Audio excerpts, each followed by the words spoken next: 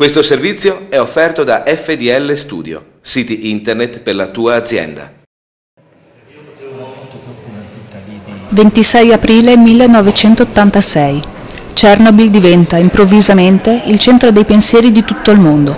Fu proprio all'1:30 di quella terribile notte che il reattore numero 4 della centrale atomica scoppiò, provocando danni ancora oggi ben visibili. Oggi molte di quelle terre sono ancora inabitabili, ma chi sta pagando il prezzo più alto sono i bambini che lì vivevano e che lì sono dovuti crescere.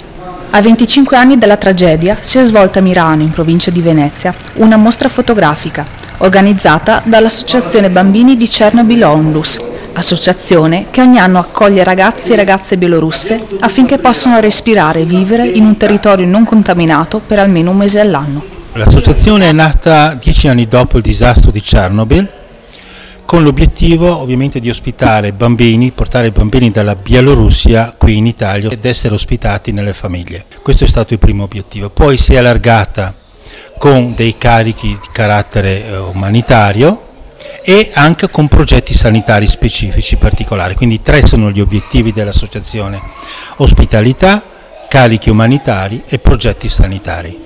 La mostra fotografica, per non dimenticare, è stata organizzata all'interno del parco di Villa Belvedere, nella barchessa di Villa Giustinian Morosini, nel centro di Mirano. C'è stato un obiettivo: noi quest'anno ospitiamo 10 bambini che vengono dalla Bielorussia in una struttura che abbiamo creato ad hoc, che stanno qui per un mese circa. La ricorrenza dei 25 anni ci ha dato l'idea, la presenza dei bambini dalla Bielorussia, 25 anni, abbiamo chiesto la disponibilità di 2 fotografi del nostro territorio, del Padovano, Ferruccio Dallaglio e Emanuele Salvagno, se potevano collaborare con noi. Hanno dato la loro disponibilità e da qui è nata la volontà della mostra di 25 anni.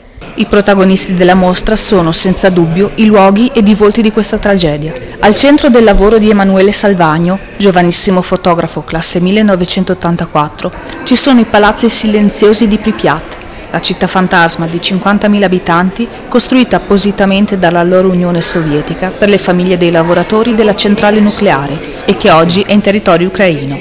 I visi e gli sguardi dei bambini degli orfanotrofi di Gomel, la seconda città della Bielorussia, distante solo poche decine di chilometri dalla centrale, sono invece i protagonisti delle fotografie di Ferruccio Dallaglio, fotografo professionista, la cui famiglia ha ospitato per molti anni un bambino, ormai diventato adulto, grazie ad un'analoga associazione Onlus di Montagnana, la AABB, e che nel 2007 ha avuto l'opportunità di realizzare un reportage fotografico proprio in Bielorussia. Chernobyl è stato un disastro della tecnologia di allora, non so se sarà anche quello futuro dal punto di vista del nucleare, però come associazione noi ci poniamo il problema sociale, le conseguenze di questo disastro.